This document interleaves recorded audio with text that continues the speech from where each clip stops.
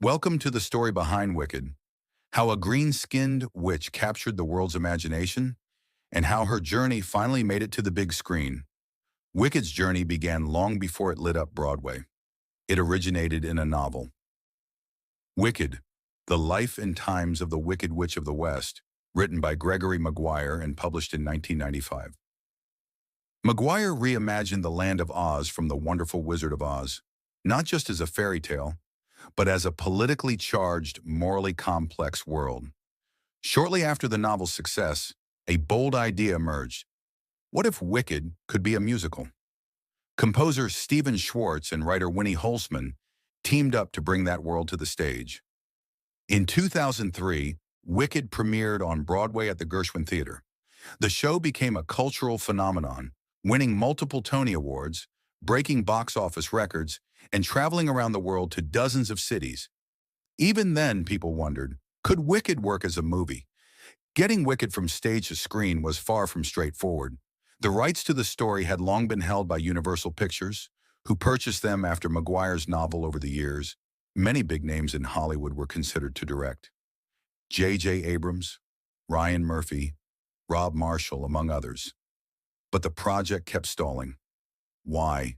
Several factors: creative disagreements, the fear of losing the heart of the Broadway show, and the logistical challenge of making a massive magical film. At different points, Wicked was going to be a single movie, then possibly two. Finally, in February 2021, John M. Chu, best known for In the Heights, was officially brought on as Director Chu, and his team decided to split the adaptation into two parts, allowing more room to breathe and honor the depth of the story. They also had a strong creative backbone. Schwartz and Holtzman returned to help shape the screenplay, ensuring it felt true to both the novel and the beloved stage version. Casting for Wicked was a huge deal. In November 2021, Cynthia Erivo was cast as Elphaba, and Ariana Grande took on Glinda. Their casting was bold, not only because of their talent, but because of what they represent. Erivo's Elphaba, in particular, challenged long-standing traditions and sparked conversation behind the scenes. The creative team was stacked. Nathan Crowley as production designer, known for his visionary work. Paul Tazewell, the film's costume designer, tasked with translating theatrical costumes into cinematic reality. Frances Hannon, the hair and makeup designer, took on the monumental job of transforming Erivo into a believable Elphaba, green skin and all. And on the visual effects side, Pablo Hellman oversaw how magic would look. Production wrapped up after months of filming, with both parts of the story being filmed. A huge logistical undertaking, but one that paid off. One of the most magical aspects of the Wicked movie is its visual world. Costume designer Paul Tazewell crafted every look to reflect the emotional journey of the characters, while remaining faithful to Oz mythos. Elphaba's costumes evolve. They become darker, more textured, reflecting her internal struggle.